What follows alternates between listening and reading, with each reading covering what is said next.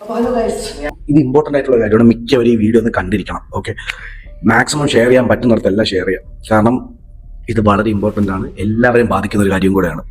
എന്താണെന്ന് വെച്ച് കഴിഞ്ഞാൽ നമുക്കെല്ലാവരും അറിയുന്ന പോലെ എപ്സ്റ്റീൻ ഫയൽസ് ജനുവരി 30 2026 റിലീസ് ചെയ്ത് നരേന്ദ്രമോദിയുടെ പേര് അതിലൊന്ന് രണ്ട് ഇമെയിൽസിൽ വന്നിട്ടുണ്ട്.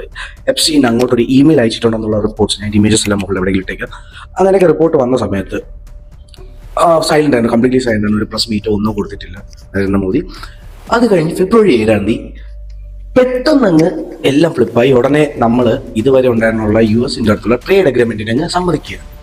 ഒരു ബന്ധമില്ല. എപ്സ്റ്റീൻ ഫയൽ റിലീസ് ചെയ്തതിന് ശേഷമാണിത്. നമ്മളങ്ങ് ട്രേഡ് അഗ്രിമെന്റിന് നമ്മൾ റെഡിയാണ്. നിങ്ങൾ പണ്ട് 25% ടാക്സസ് എങ്കിൽ ഇപ്പം ടാക്സ് എങ്കിൽ ഇപ്പോൾ 15% ഒക്കെ നല്ല കാര്യമാണ് ഇന്ത്യക്ക്. പക്ഷേ ഇതുവരെ നമ്മൾ ഈ റഷ്യയിൽ നിന്നാണ് ഓയിൽ വാങ്ങിച്ചുകൊണ്ടിരുന്നത്, ക്രൂഡ് ഓയിൽസ്. പെട്ടെന്ന് അത് മൊത്തം അങ്ങ് ഡീലം ക്യാൻസൽ ട്രംപ് പറയുകയാണ്, മോദി അതേപോലെ കേൾക്കുകയാണ്.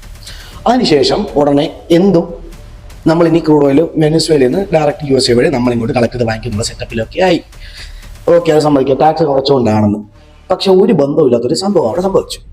അതായത് ഇന്നേ വരെ നമ്മുടെ ഇന്ത്യ അഗ്രികൾച്ചർ സെക്ടർ ഓപ്പൺ ചെയ്തിട്ടില്ല, ഓപ്പൺ വേൾഡിലോട്ട്. കാരണം നമ്മുടെ ഇവിടുത്തെ ഫാമേഴ്സിന്റെ പ്രോഡക്ട്സ് വിറ്റ് പോകാൻ വേണ്ടിയിട്ടും വെളി മാർക്കറ്റിലോട്ട് അത് കൊണ്ടുപോകാൻ വേണ്ടിയിട്ടും സുപ്രഭാതത്തിൽ ആ ആക്ട് അങ്ങനത്തെ കളയുകയാണ്. എന്തെന്ന് വെച്ച് കഴിഞ്ഞാൽ ഇനി നമ്മൾ അമേരിക്കയുടെ പ്രോഡക്ട്സ് ആയിരിക്കും നമ്മുടെ ഇന്ത്യയിലോട്ട് എക്സ്പോർട്ട് ചെയ്യുന്നത്. ഏറ്റവും കൂടുതൽ ഫുഡ് പ്രോഡക്ട്സ്, അതായത് ഇവിടെ കൃഷി ചെയ്തുണ്ടാക്കുന്നതിന് ഇവിടെ വിൽപ്പന സാധ്യത കുറയും. അതേ സമയത്ത് പുറത്തുനിന്ന് കോടികൾ മുടക്കി ഇവിടെ നിസാര ബേസിക് ഉണ്ടാക്കാൻ പറ്റുന്ന സാധനങ്ങൾ നമ്മൾ കോടികൾ മുടക്കി അമേരിക്കയിൽ നിന്ന് എക്സ്പോർട്ട് ചെയ്ത് വാങ്ങിച്ച് നമ്മുടെ ഇവിടെ എല്ലാവരും ഭക്ഷിക്കും.